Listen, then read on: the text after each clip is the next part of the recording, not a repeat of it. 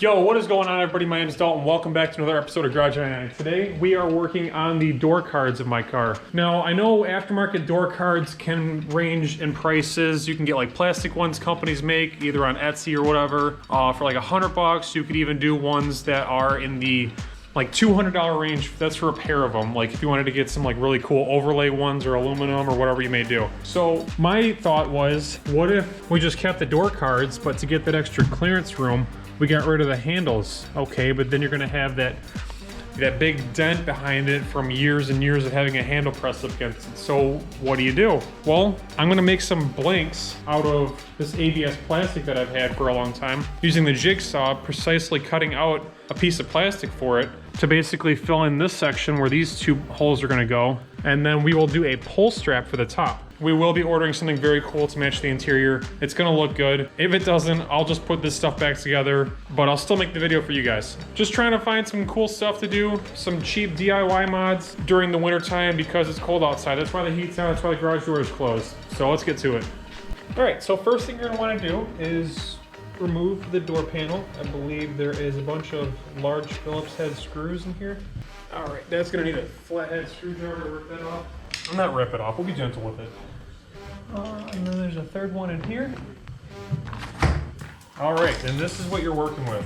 If somebody really wanted to, they could leave this as it is and just put the handle here. Or maybe you could get some washers and hope that you can get some heat or something to this. I don't know, I guess other ideas, you could precisely cut this out. I think that'd be kind of cool. Maybe we could do something like that, keep it looking how it's supposed to. I don't think if you put heat to this, it would come out the way it should. So actually, I think I'm gonna trace this out on the ABS plastic, and yeah, maybe I'll just cut out a piece that's that exact shape. So I didn't really have any way to properly trace it out, so I just used a chisel and I scored it out. As you guys, I scored it out, not to be confused with something else, with the chisel, and as you can see, it came out pretty good. I can see the line enough.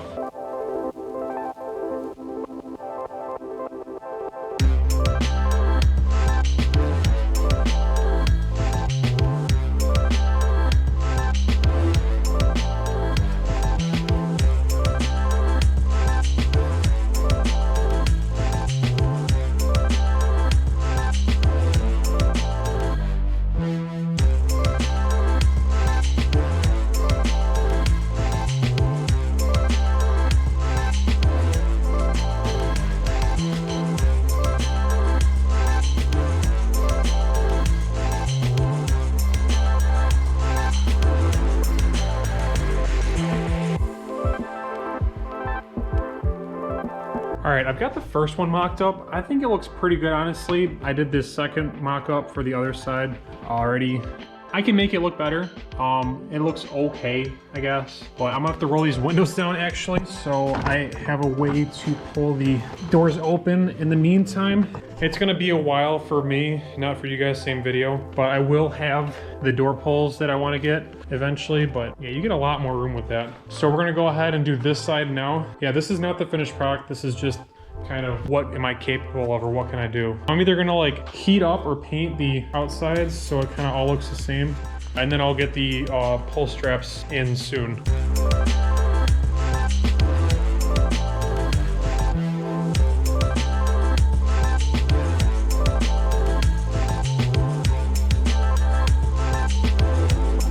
All right, so you get a ton more room.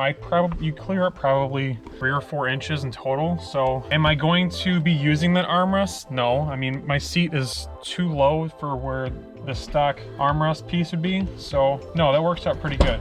And then we'll get the pull strap so that way you could just pull it closed. But yeah, I think that looks pretty cool. I mean, it covers up basically the entire edge where the indent was. I could definitely clean this up a lot more, make it look pretty good, but other than that, you wouldn't really notice it. Probably get some black screws instead of these gold ones, or I'll just paint these. When I get the toe straps in, those will definitely go there.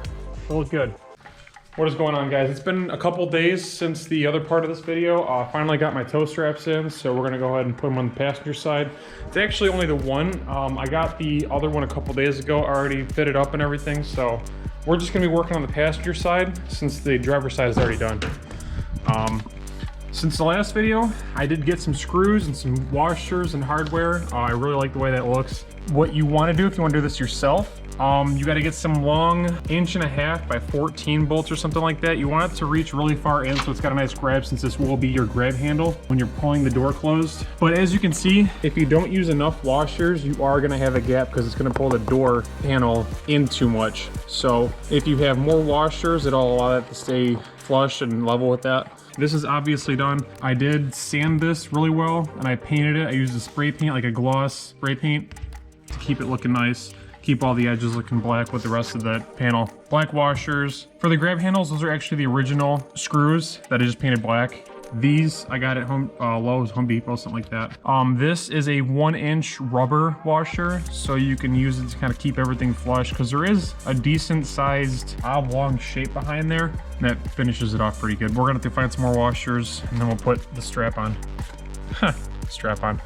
All right, guys, after a little bit of fiddling and stuff, there it is. That is the toe strap with the door shaved. If you guys would like to know how much extra room that gains you, don't forget that thing sticks out a good 2 to 3 inches. So now you've got all that extra room inside this car.